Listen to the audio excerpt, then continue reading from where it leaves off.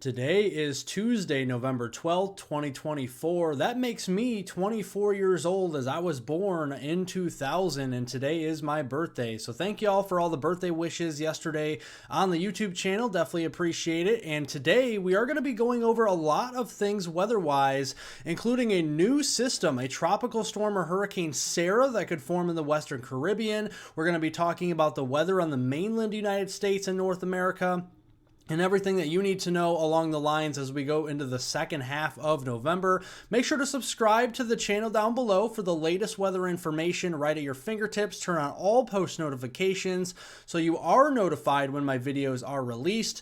Also, make sure to press the like button, especially, since it's my birthday today. Help me out, give me some likes on the video, and also leave any comments, questions, and concerns below. I'll get to those after the video.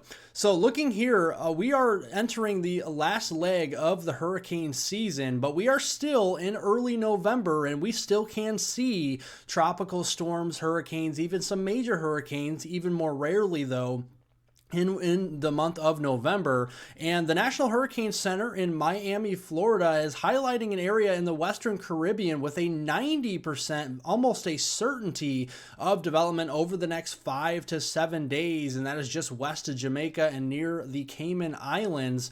And why are we seeing these tropical signals in November? It's just because we have still a very warm body of water in the Atlantic Basin. The Caribbean is boiling right now with water, and you can see where that system is in the Western Caribbean where it's likely to form. That is where those water temperatures are the warmest in the Western Atlantic Basin here at this current time. So right now you see a lot of mixed convection across the Central Caribbean, and this is the start of what we could see over the next few days.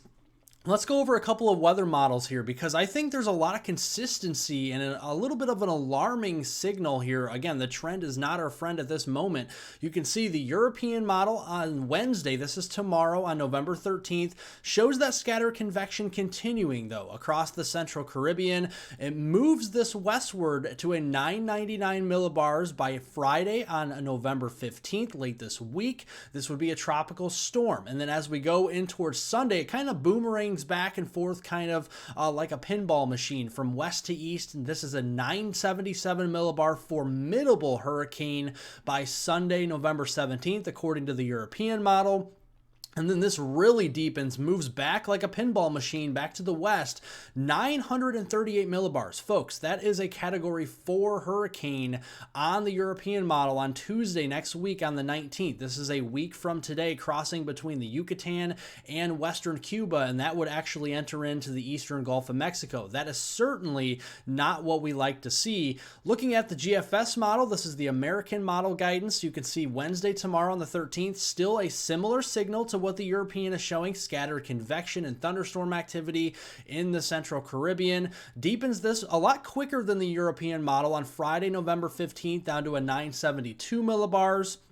And then does that pinball machine kind of mechanism where it moves a bit back to the east. Look at that. In the Central Caribbean, 938 millibars. Again, that would equate it to already a Cat 3, Cat 4 hurricane by Sunday, the 17th. And then this is alarming, folks. The GFS on the 12Z run is 916 millibars just between the Yucatan and Cuba. And this is a week from today on Tuesday, November 19th. Now, while this is an alarming signal, both the models are showing major hurricanes.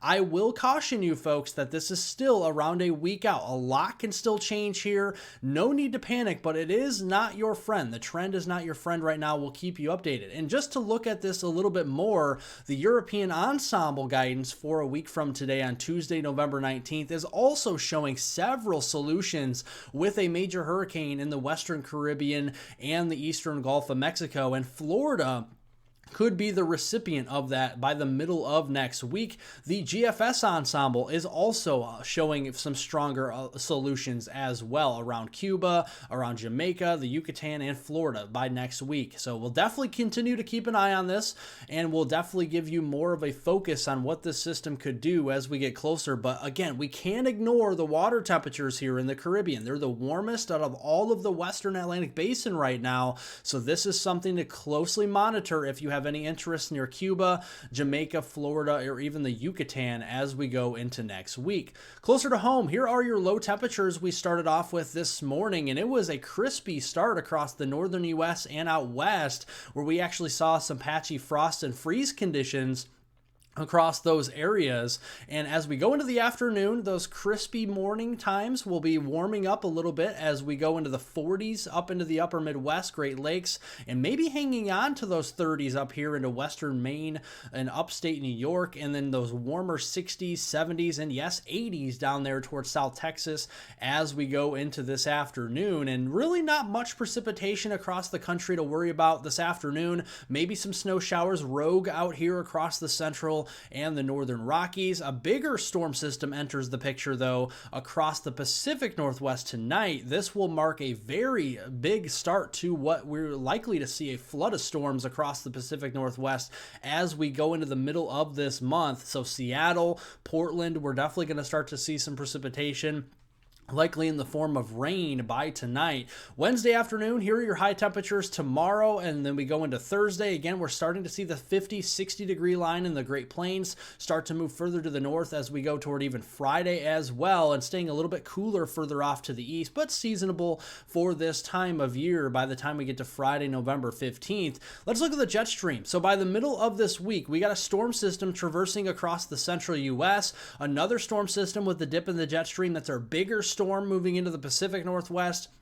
That will actually dive all the way down into the Sierras, into the southern Rockies as we go into later on in the week, and then we have a little bit of a ridge further to the east of there, and with an amplified pattern, it's going to be pretty active. So on Wednesday tomorrow, probably some cloudy skies, gray day out there, and we're going to see some showers, maybe a few rumbles of thunder across the Mississippi Valley region. Good day to stay inside here and just read some books or something like that, watch a movie. High pressure, double barrel area of high pressure from southeastern Canada down into the mid-Atlantic, another high pressure back here in the Rockies, and then our bigger storm to talk about for southwestern Canada, but also the Pacific Northwest. And those higher elevations, the Cascades getting in on the snow on Wednesday, heavier rains for Seattle, Portland, down into northwestern California. That'll continue as we go into Thursday. Thursday could be more of a wet day across the Ohio Valley, down toward the Carolinas and Georgia, and then Friday that system moves off the coast, maybe watching for some tropical characteristics off of the Carolina coast. Not too worried about that on Friday, but Friday looks like a mostly dry day again across the United States. Maybe some snow showers for the Sierras and out here toward Nevada as we go toward the end of the week. Soaking rains, beneficial rains. Yes, we need it across the east here, and that's what we'll get across especially those areas there in extreme drought across southeastern Ohio into West Virginia. A couple of inches of rain, definitely need that. Some heavier rains the further southwest you go toward the Tennessee Valley and Dixie Alley. Dry mostly in the middle of the country, and then that Pacific Northwest storm that'll bring us several inches of rain as we go for Seattle into Portland and Northern California from Wednesday the 13th through Friday the 15th. Snowfall will be plentiful for the Cascades, couple of feet for you, and up there into British Columbia as well, and then maybe a few snow showers with a couple inches of snow for the Sierras as we round out this week. Next week's pattern is interesting, okay? At the surface, it looks the same. We have a big ridge of high pressure across the east from Sunday, November 17th through Thursday, November 21st. Essentially, this is the third week of November, and that'll be bringing our temperatures up above normal for the third week of November out east, really east of the Rockies. And then a big trough coming in. The Pacific Southwest here for even Southern California, Nevada, Utah, Arizona. Yeah, we're going to be well below normal as we go into the third week of November, and that will kick out a new storm track that's going to be further south, and this could bring some hefty amounts of precipitation across the Red River Valley and into the southern and central plains and extending toward the Ohio Valley later next week. And again, it doesn't come at a better time. We need the rainfall. A lot of the country is at least in abnormal dry conditions and even a moderate drought. So we're definitely continuing to watch this as we go into next week. Sunday, November 17th, rounding out the weekend, we got a streak of precipitation, likely a cold front extending from our 997 millibar up here in Western Ontario back through the Chicagoland area, Kansas City, back toward Amarillo there. That'll be very light precipitation. Nothing to worry about there.